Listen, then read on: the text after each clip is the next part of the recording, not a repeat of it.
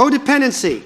Codependency refers to a condition most frequently caused by growing up in a family where there is a dysfunctional person and or dysfunctional ways of communicating. How many of you feel that you always need to rescue people? That God gave you? Yeah. You blues, raise your hand. Don't you lie to me. There they are. Okay, lots of you. See, this grandiose idea that God put you on earth to save everybody. He didn't. And you've got to let go or you're trapped into an impossible situation. Do you think the codependents, they set themselves up in an impossible situation. They never can win, but they have the idea that they can fix this guy if they just last long enough. They go to their graves like that. It was like 37 out of 39 alcoholics die drinking. And that's the problem with working with addiction sometimes. If you get them off of one addiction, what do?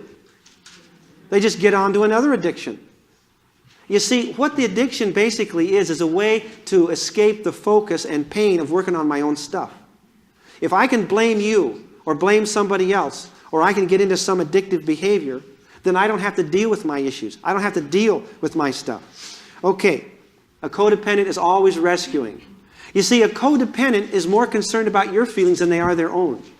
Codependents are caught in a cycle of self-defeating behavior that only serve to reinforce their sense of inadequacy and promote guilt and shame. Now, is it an impossible task to be a codependent?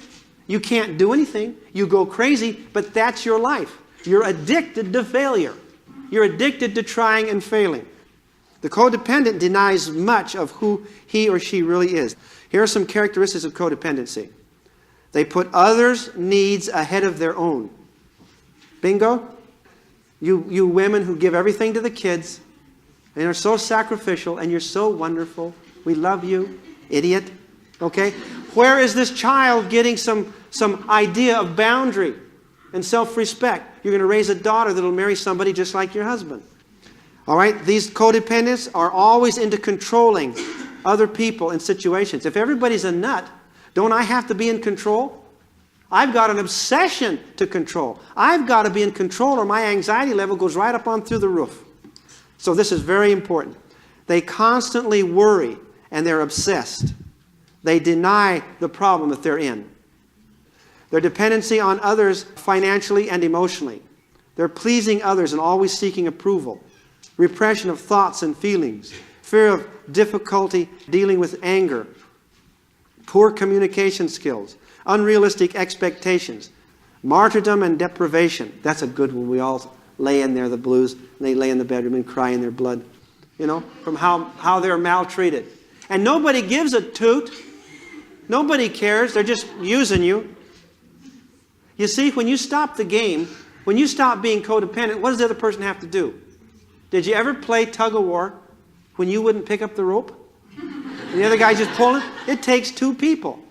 In AA, you know, this Al-Anon thing they got going for the codependents, the people that are living with these alcoholics, they say the codependent people are sicker often than the addict. And it's true. They have high tolerance for abnormal behaviors.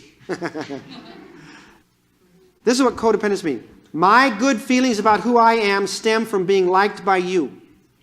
My good feelings about who I am stem from receiving approval from you. My mental attention focuses on solving your problems or relieving your pain rather than mine. My mental attention is focused on pleasing you. I had a class one time and I said, "What are you feeling, ma'am?" And she says, "Well, my daughter said this and that. And I said, "You didn't hear my question. What are you feeling?" And you know that woman could not answer me? A codependent cannot tell the difference between their feelings and their thoughts. And their thought processes are all emotionalized until they cannot tell the difference between their thoughts and their feelings. And they also cannot tell the difference between their feelings and the feelings of somebody else. They have no personality. They're not developing into a person. They're developing into an enmeshed, fused individual with somebody else. And that's not where happiness is. My mental attention is on manipulating you. Try to get this guy to stop drinking or your kid to do his math or whatever. My self-esteem is bolstered by solving your problems rather than mine. They've got to feel needed, these codependent people.